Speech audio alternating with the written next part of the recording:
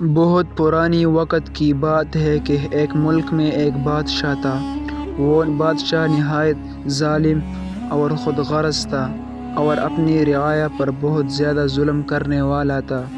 اور اس کے رعایا اس بادشاہ سے بہت تنگ آ گئے تھے، مگر مجبوری کی وجہ سے کچھ بھی نہیں کر سکتے تھے۔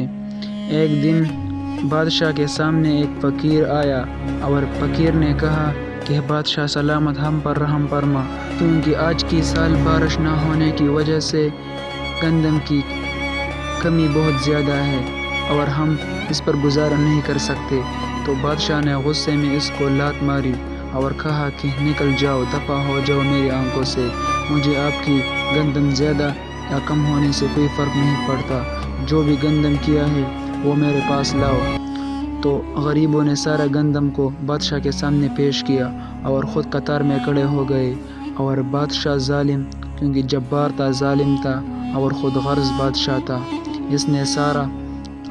گندم کو امیر لوگوں میں بانٹ دیا اور ان کے لیے ایک اچھا خاصا پروگرام بنایا۔ بادشاہ کی یہ ظلم دیکھ کر سارے لوگ اس بادشاہ سے بہت تنگ آ چکے تھے، مگر بادشاہ کے پاس فوج تھا، طاقت تھا، وہ لوگ کچھ بھی نہیں کر سکتے تھے، اور بادشاہ اتنا ظالم تھا کہ سب کچھ غریبوں سے لے کر امیروں کو دے دیتا تاکہ ان کی حکومت کو کوئی نقصان نہ پہنچے۔ ایک دن یہ بادشاہ گاؤں کا دورہ کرنے جا رہا تھا تاکہ لوگوں سے وصول اور ٹیکس لے۔ اسی وقت میں ایک غریب شخص تھا جو نہایت ہی سمجھدار، عقل مند اور طاقت والا تھا، بالکل کمانڈر کی طرح۔ وہ اس قافلے میں شریک ہوا اور بادشاہ کے ساتھ ان کے نزدیک بننے کی بہت کوشش کی۔ جیسے وہ اپنے مشن میں کامیاب ہو گیا تو اس نے سب سے پہلا کام یہ کیا کہ بادشاہ کی بیوی کو بادشاہ کے خلاف کیا، اور جیسے وہ اسی مشن میں بھی کامیاب ہو گیا تو پھر اس نے بادشاہ کی بیوی کو اپنے ہاتھ میں لیا، اور پھر اس کے بعد اس نے یہ کام کیا کہ وہ بادشاہ کے 2 بیٹے تھے جو بادشاہ کو نہایت پسند تھے، ان کو اپنانے کی کوشش کی، اور آخر کار وہ بادشاہ کے سامنے اس طرح آ گئے کہ بادشاہ پر تلوار اٹھایا۔ بادشاہ بہت حیران ہو گئے کہ میرا یہ بیٹا تھا، بہت عقل مند اور سمجھدار تھا، اور میں نے اسے بہت پیار سے بڑا کیا، مگر اس نے مجھ پر تلوار کیسے اٹھایا، اس کی ہمت کیسی ہوئی، اور وہ بہت پریشانی میں مبتلا ہو گیا، اور آخر کار وہ ڈر گیا۔ ایک دن وہ خواب میں دیکھا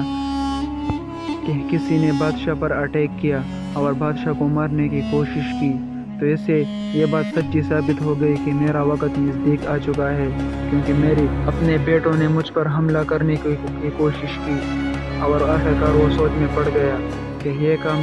کیا تو کس نے کیا ہے۔ وہ ظالم بادشاہ جسے اپنی فوج پر غرور تھا، جسے اپنی طاقت پر غرور تھا، اور ہر جنگ میں فتح حاصل کرنے والا بادشاہ، اب وہ ڈر رہا ہے اپنے بیٹوں سے،